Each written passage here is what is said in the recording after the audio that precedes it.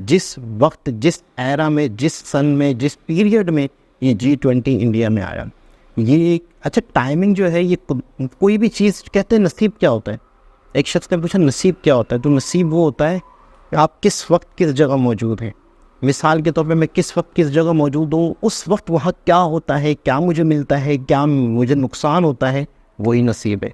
तो इस वक्त इंडिया में G20 होना, इस वक्त बात बहुत गहरी है कि ये किसी वक्त और होता, किसी वक्त और। अस्सलामुअलैकुम, नमस्ते, सत श्री अकाल। उम्मीद करता हूँ ठीक होंगे, खुश होंगे। दोस्तों जहाँ रहें खुश रहें, माँ बाप का ख्याल करें, क्योंकि माँ बाप हैं तो सभी कुछ है। दोस्तों आज की लेटेस्ट वीडियो है, तो चलते हैं हम वीडियो की तरफ। दोस्तों वीडियो का टाइटल है why G20 summit is important for India. तो देखते हैं G20 को अच्छे से समझते हैं। आशा करता हूं आप सब बहुत अच्छे होंगे। मेरा नाम है सिद्धांत अग्निहोत्री, स्टडी ग्लोस पे आपका बहुत बहुत स्वागत है। तो G20 होने वाली है Vasudhaiva Kutumbakam, one earth one world one future, one family one future, ये थीम है। 8 से 11 सितंबर को G20 होगी। ट्रेन्स पूरी बदल गई हैं। अभी मैंने लेक्चर लिया था, लिस्ट देख लीजिएगा अगर आप तेजस से जा रहे हैं किसी, क्योंकि 300 ट्रेन्स के पूरे शेड्यूल बदल गए हैं। दिल्ली को एकदम आप समझ लीजिए कि परिंदा भी पर नहीं मार सकता, और ऐसा लग रहा है कि त्यौहार है। जयशंकर ने यही बोला कि त्यौहार की तरह है G20। हम त्यौहार, G20 लीडर्स आ रहे हैं, 200 से ज़्यादा मीटिंग्स हो रही हैं, 29 राज्यों में हुई हैं, और इसकी शुरुआत जो है पूरे साल भर चला है G20, ठीक है। और लीडर्स का जो स्वागत है वो डांस से, फूल मालाओं से किया जा रहा है। भारत अपनी मेहमान नवाजी में ना पूरी दुनिया में फेमस है, आपको पता है ना।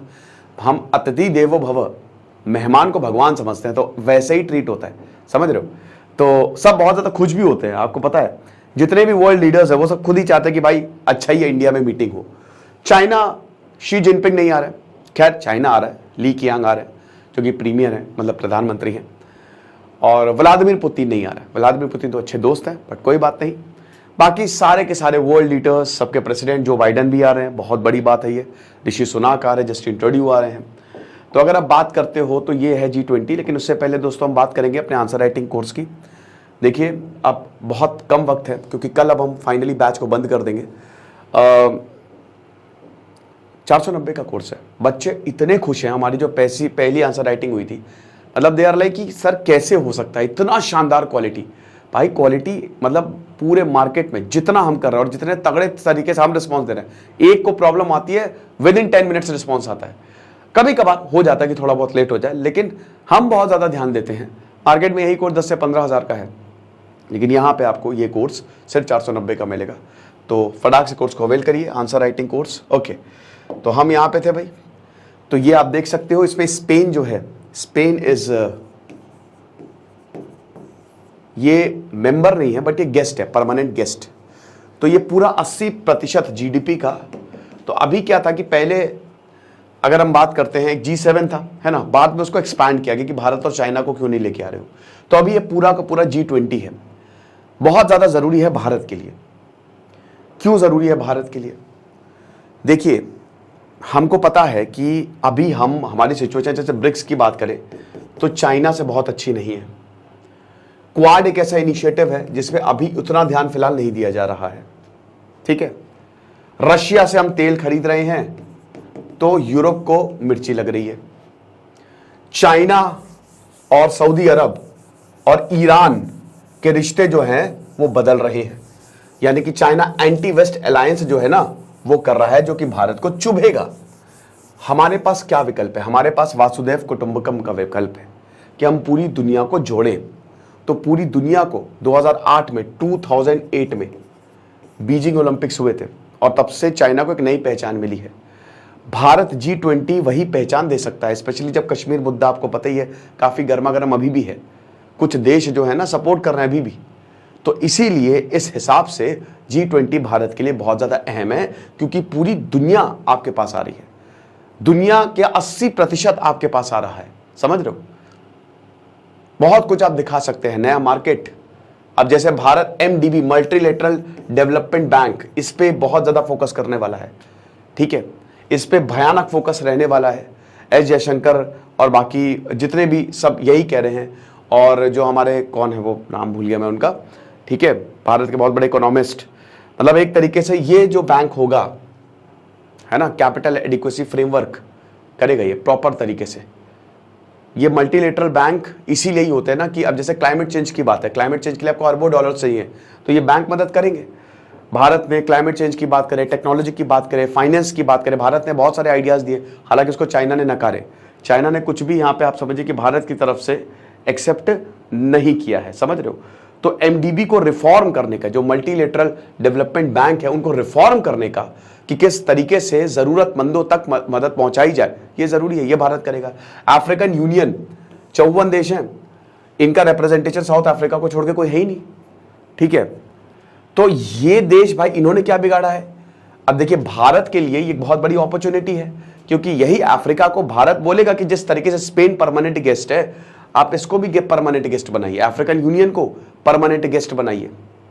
ये भारत के पास एक बहुत बड़ा मौका है, समझ रहे हो।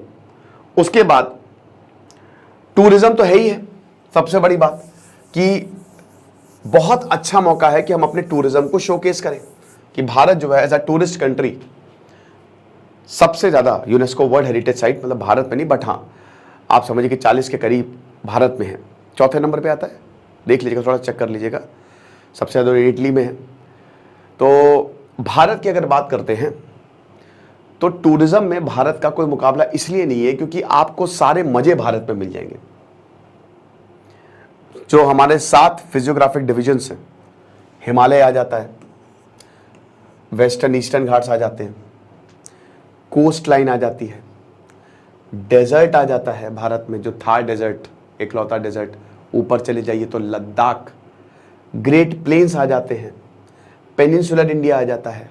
ये जो फिजियोग्राफिक डिवीजन है ना, ये आपको कहीं पे नहीं मिलेगा। भारत में 10,760 नदियां हैं, आपको पता है भारत एक ब्लेस्ड नेशन है, इतनी सारी नदियां यहाँ पे बह रही हैं भारत में, मतलब वही कह रहे हैं ना, पूरी दुनिया का मजा आपको। तो टूरिज्म में तो ताजमहल में भारत सबसे ज्यादा टूरिज्म, सबसे ज्यादा ताजमहल में टूरिस्ट आते हैं। शहर की बात करें तो जयपुर सबसे ज्यादा ये शोकेस कर सकता है। अभी आएंगे जितने भी गेस्ट हैं सब घूमेंगे, सब भारतीय पकवानों का लुत्फ उठाएंगे, हम अपनी सॉफ्ट पावर दिखा सकते हैं। सॉफ्ट पावर की बात करें तो भाई डिजिटल रेवोल्यूशन से हम कैसे पूछे रहे भाई, ये जो नंदन नीलकनी लेके आए थे, आधार को हर एक चीज से लिंक कर दिया।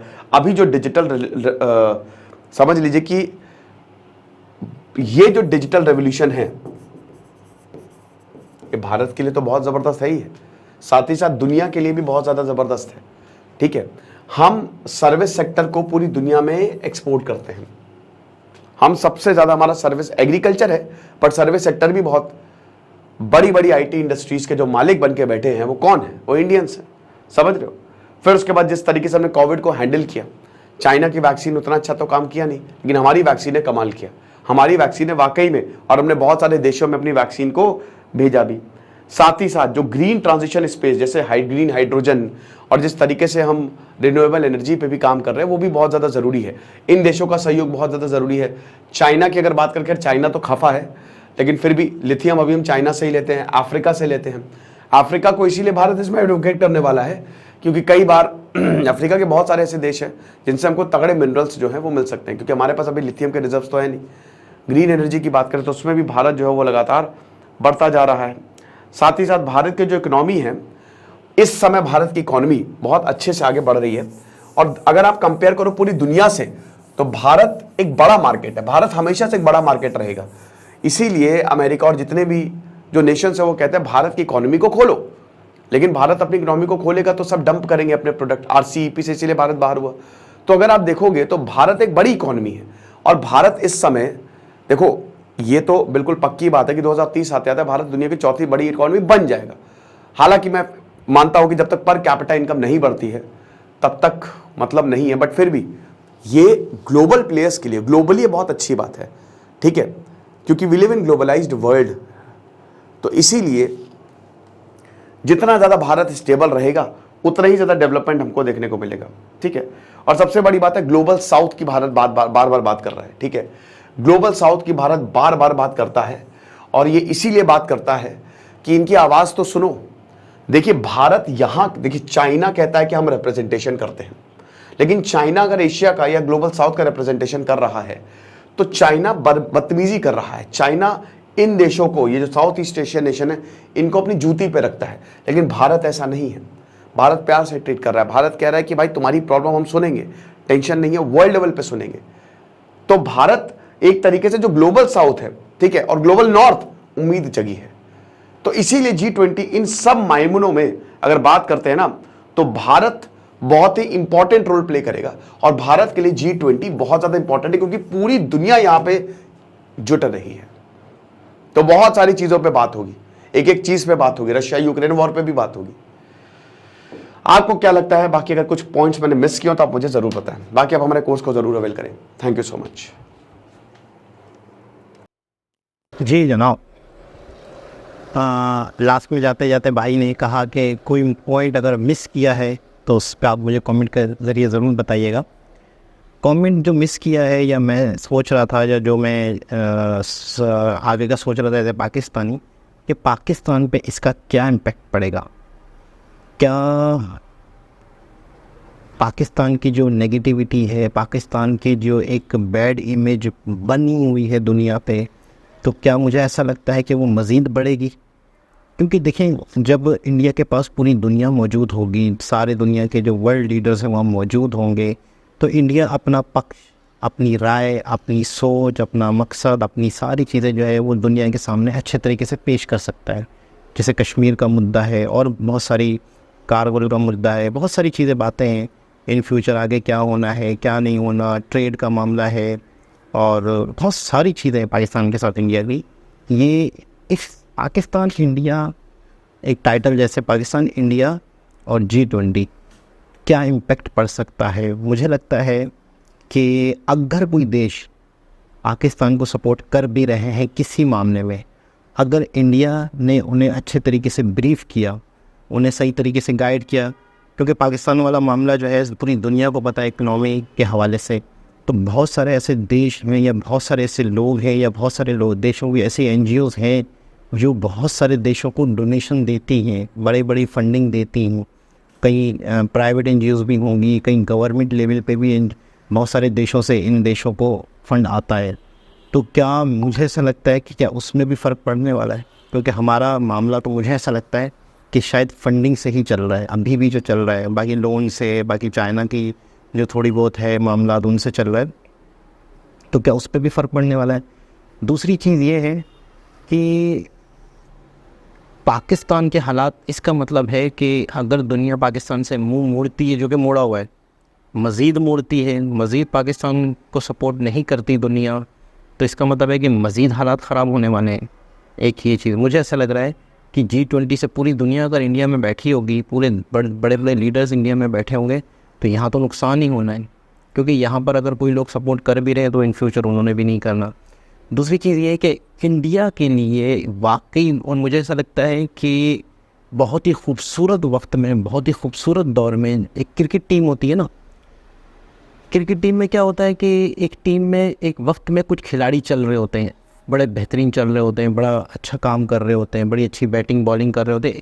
कोई वक्त आता है 5-5, 10-10 साल किसी भी क्रिकेट टीम का, जब बड़ी स्ट्रॉन्ग टीम होती है। किसी ज़माने में इंग्लैंड बहुत स्ट्रॉन्ग टीम थी, क्योंकि इत्तेफाक से अच्छे प्लेयर वहाँ जमा हो गए एक ही एरा में। तो ये वाला जो एरा है ना, सियासत वाला, मैं समझता हूँ कि ये जो सियासी एरा चल रहा है, मोदी जी का एरा जिसे कहेंगे, कि नरेंद्र मोदी जी की कैप्टनशिप में एक पूरे खिलाड़ी जो मौजूद है, जिसमें राजनाथ सिंह है, एस जयशंकर है, बड़े बड़े खिलाड़ी ओपनर जो आते हैं, नितिन गडकरी जी हैं, अश्विनी जी हैं, बहुत सारे ऐसे खिलाड़ी हैं जो अपना काम बड़े बेहतरीन तरीके से कर रहे हैं और बहुत अच्छी परफॉर्मेंस दे रहे हैं अपने ही डिपार्ट्स को लेके। इस दौर में G20 आता है इंडिया में और पूरी दुनिया के लीडर्स आते हैं, तो मैं समझता हूँ कि ये एक कॉम्बिनेशन है ना, G20 इस दौर में आना। अच्छा, एक और चीज़ है कि ये खिलाड़ी मजबूत हो चुके हैं, पूरी टीम इंडिया की मजबूत हो चुकी है, अपने पैरों पे खड़ी हो चुकी है और बहुत कुछ इंडिया को डिलीवर कर चुके हैं और इंडिया का एक नाम, एक छवि पूरी दुनिया में पहुंचा चुके हैं कि देखिए इंडिया ये है। अब बहुत सारे लीडर्स जो हैं वो बहुत कुछ सोच के आ रहे होंगे कि हम इंडिया जा ही रहे हैं बहुत सारे वर्ल्ड लीडर्स हैं, तो उन्होंने बाकायदा उन्होंने भी होमवर्क किया हुआ होगा, उन्होंने भी बड़ी प्लानिंग की होगी कि हमने अपने देश को किस तरह से इंडिया के साथ ज्वाइन हो के इंपोर्ट एक्सपोर्ट के हवाले से, फैक्ट्रियाँ इंडस्ट्रियाँ लगाने के हवाले से बहुत सारी चीज़ें प्लान करके आ रहे होंगे। तो यहाँ से भी बहुत सारी प्लानिंग हुई होगी, बहुत सारी तैयारी हुई होगी, बहुत सारी मीटिंग्स होगी, बहुत सारे डेलीगेशंस होंगे, बहुत सारी चीज़ें होंगी। आईटी का सेक्टर है इंडिया का, बहुत मजबूत सेक्टर है। फिर पूरी दुनिया के कई देशों में इंडियंस मौजूद हैं, कई कंपनियों में इंडियंस मौजूद हैं। तो इंडिया की छवि तो वैसे ही टाइट हो चुकी है, मजबूत हो चुकी है, एक इमेज बहुत ही खूबसूरत बन चुकी है। तो मैं समझता हूँ बहुत बहुत बेनिफिट होने वाले हैं, जितना हम अंदाज़ा भी नहीं लगा सकते। मैं समझता हूँ उसकी मेन वजह जिस वक्त, जिस एरा में, जिस सन में, जिस पीरियड में ये G20 इंडिया में आया, ये एक अच्छा टाइमिंग जो है, ये कोई भी चीज़ कहते हैं नसीब क्या होता है। एक शख्स ने पूछा नसीब क्या होता है, तो नसीब वो होता है कि आप किस वक्त किस जगह मौजूद हैं। मिसाल के तौर पे मैं किस वक्त किस जगह मौजूद हूँ, उस वक्त वहाँ क्या होता है, क्या मुझे मिलता है, क्या मुझे नुकसान होता है, वही नसीब है। तो इस वक्त इंडिया में G20 होना, इस वक्त बात बहुत गहरी है कि कोई किसी वक्त और होता, किसी वक्त और होता तो शायद इतने अच्छे रिजल्ट नहीं आते। तो मैं समझता हूँ जिस वक्त ये G20 आ रहा है, ये बहुत खूबसूरत गोल्डन टाइम है। तो इसके बेनिफिट्स बहुत ज़्यादा होने वाले हैं। दोबारा किसी और वीडियो के साथ आपसे मुलाकात होगी, जब तक के लिए अल्लाह हाफ़िज़।